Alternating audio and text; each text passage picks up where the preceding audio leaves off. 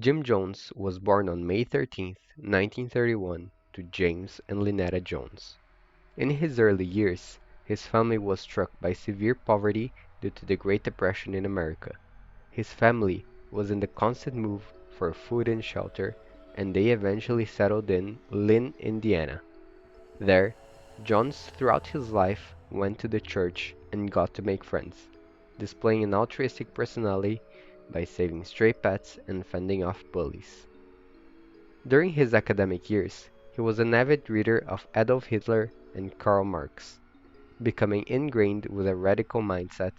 Seeing the extreme difference between the time of Great Depression and the post-war booming economy, Jones saw a country obsessed with consumerism, something which he strongly disapproved of, preferring a life of necessity and community.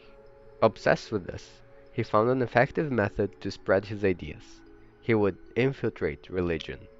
Jim Jones thus began his journey as a religious leader in Indianapolis, where he served as a student pastor in the Methodist Church in 1952.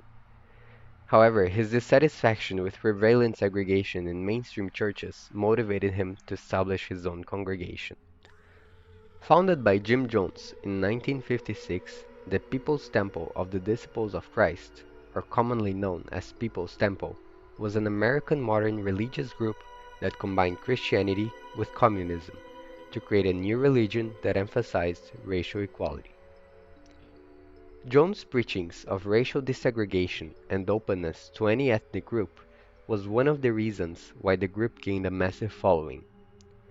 He also helped racially integrate other churches, restaurants, police departments, and theaters. At the time, Jones appeared to be a kind and progressive man, and over the years, more and more people started joining the church. By the 1970s, it had amassed around 3,000 members. With the ever-increasing number of devoted followers, suspicion came to be.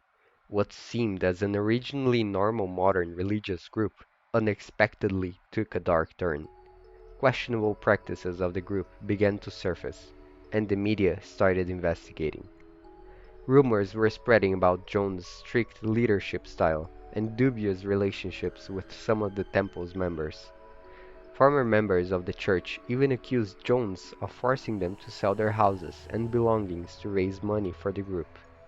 The promising harmless church was slowly resembling more of a cult. The government's scrutinization of the group became even harsher when Jones started hunting down the defectors and supported rebellious military groups. After becoming severely unpopular among the American public, Jones began looking for a way to escape the American media.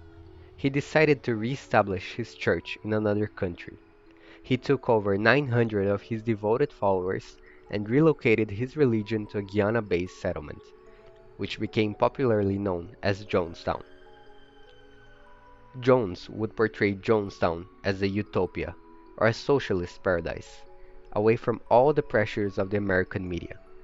The members of the group had not known, though, that Jones had restricted their visas, effectively barring any of them from leaving the country and returning back to their lives in America. Eventually, this caused the complete reliance of the followers on Jones. This included news from the outside, emotional and spiritual support, and basic everyday needs.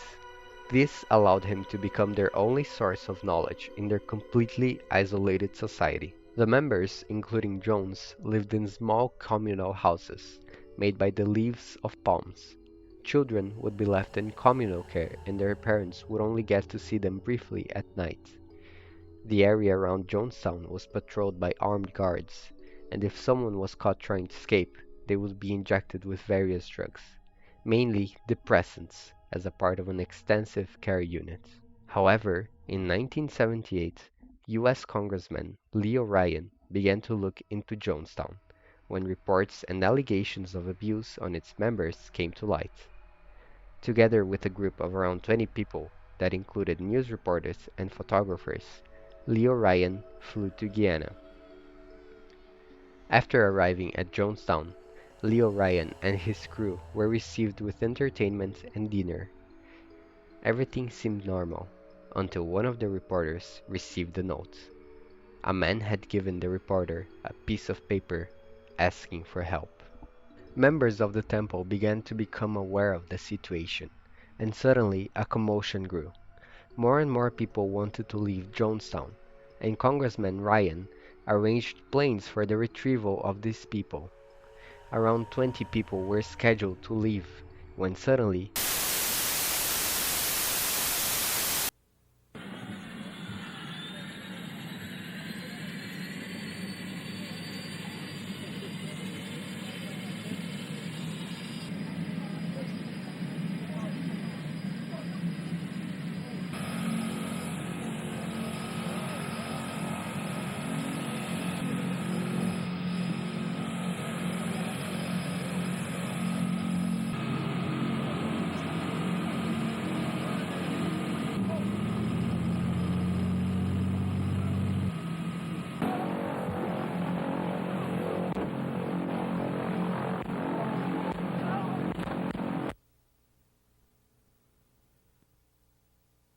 a truck transporting members of the temple arrived in front of one of the RC planes, blocking its way. Promptly, the members in the truck stepped out and brought out their guns.